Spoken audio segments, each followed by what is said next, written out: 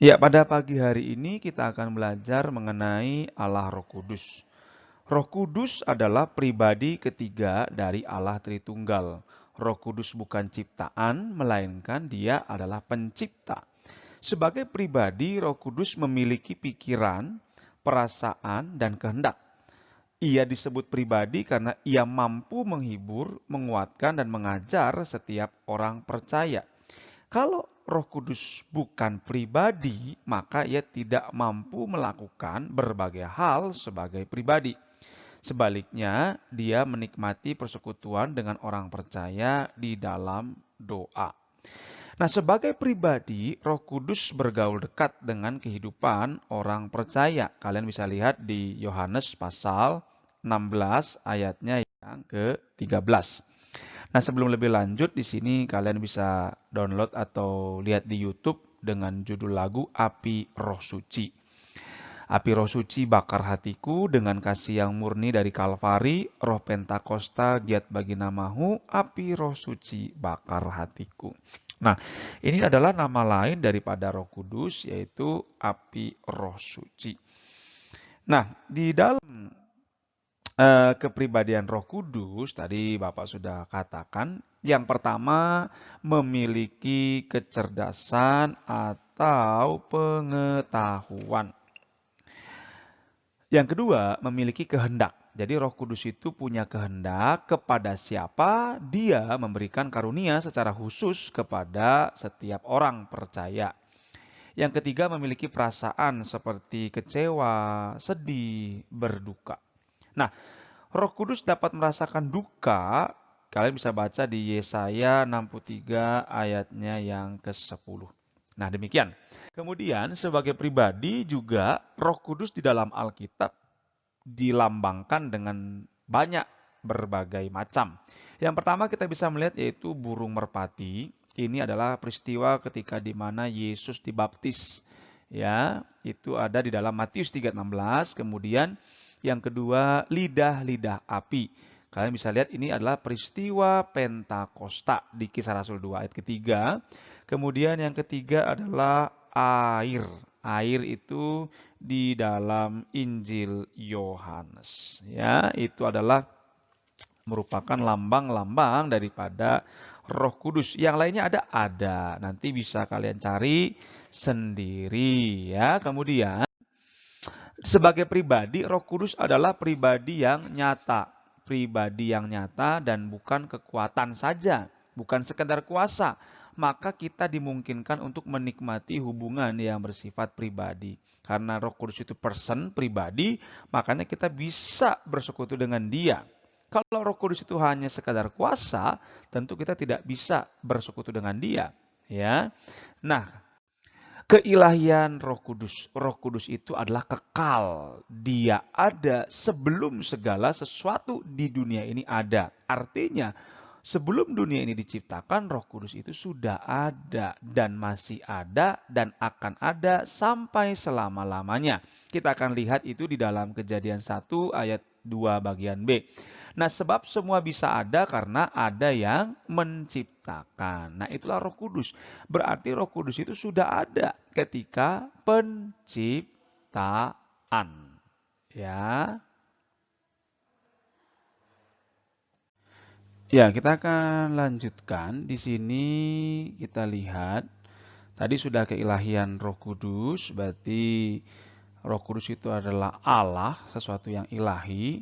Kemudian di dalam Kejadian 1:26 dikatakan ada kata kita.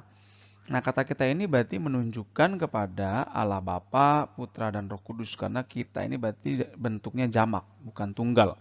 Sehingga Roh Kudus itu turut terlibat di dalam penciptaan ya.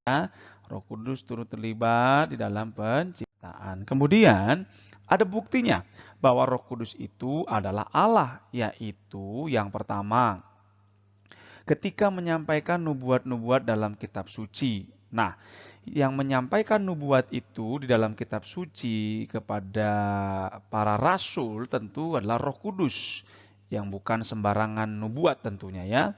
Yang kedua, mendustai Roh Kudus berarti sama dengan mendustai Allah. Kita tahu ada peristiwa pada waktu itu mengenai Ananias dan Safira. Tatkala mereka menyembunyikan sebagian daripada hasil persembahan, mereka mendustai Roh Kudus sama dengan mendustai Allah, dan akhirnya mereka harus mati dengan cara yang mengenaskan. Nah, yang ketiga, Roh Kudus setara dengan Bapa dan Tuhan Yesus dalam hal menyertai orang percaya. Jadi tidak ada tingkatan yang lebih tinggi atau tingkatan yang lebih rendah antara Bapa, Yesus, dan Roh Kudus, tidak. Tetapi saya ulang, kita sudah belajar di kelas 8, Allah Tritunggal, satu hakikat, tiga pribadi, di dalam kemanunggalan, di dalam satu kesatuan, di dalam kesetaraan yang sama. Tidak ada yang lebih tinggi dan tidak ada yang lebih rendah.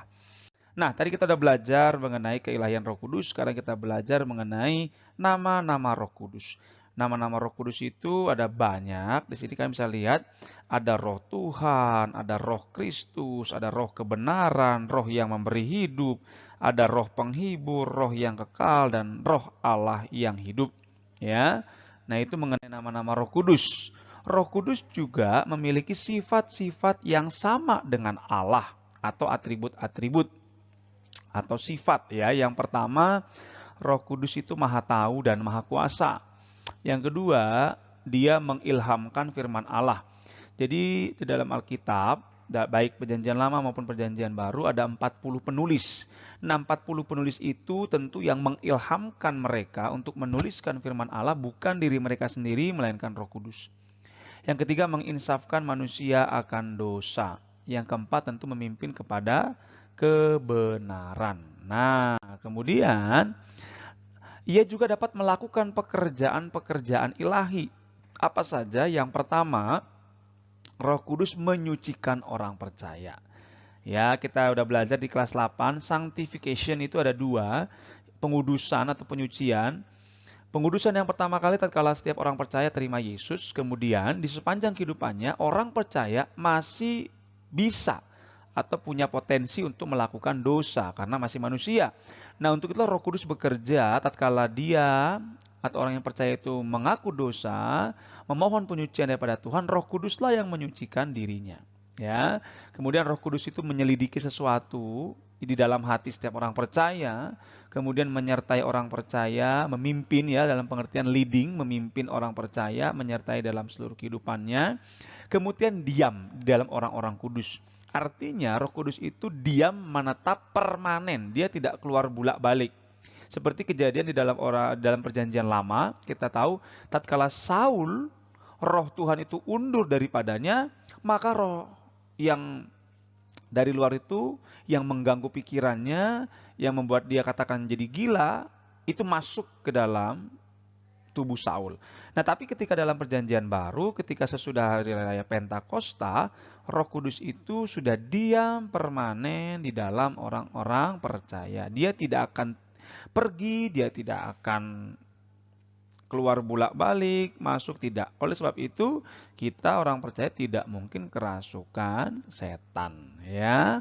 Nah, itu mengenai nama-nama Roh Kudus. Kemudian dosa terhadap Roh Kudus. Kita yang terakhir mempelajari dosa terhadap Roh Kudus. Ada 3 macam dosa terhadap Roh Kudus. Yang pertama, mendukakan Roh Kudus. Ya, mendukakan Roh Kudus itu adalah tatkala orang-orang percaya melakukan hal-hal yang sia-sia. Jadi Roh Kudus itu dia tidak pergi dalam diri orang percaya, tapi dia bisa berduka. Tatkala orang percaya itu melakukan hal-hal yang sia-sia, hal-hal yang berdosa. Yang kedua, memadamkan roh. Ketika orang percaya itu tidak mengobarkan kasih karunia, gagal memelihara kehidupan doa, dan gagal bersaksi, bahkan gagal untuk membaca firman Tuhan.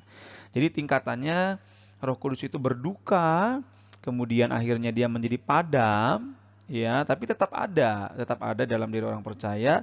Nah, untuk dosa yang pertama dan dosa yang kedua adalah bagi orang yang percaya. Untuk dosa yang ketiga, menghujat Roh Kudus atau melawan Roh Kudus, itulah dosa yang dilakukan oleh orang-orang yang tidak percaya. Artinya mereka menarik hati dari kebenaran dan menolak setiap kesaksian daripada Roh Kudus itu sendiri tentang Yesus Kristus. Nah, dosa ini tidak dapat diampuni karena itulah dosa orang yang tidak percaya. Nah, anak-anakku sekalian sampai di sini dulu. Nanti kalau kalian ada pertanyaan silahkan tanyakan lewat Google Classroom atau kalian bisa sampaikan nanti tatkala kita di pertemuan berikutnya. Ini adalah bab 1 yang akan kita pelajari. Nanti sesudah itu kita akan ulangan. Terima kasih. Tuhan Yesus memberkati.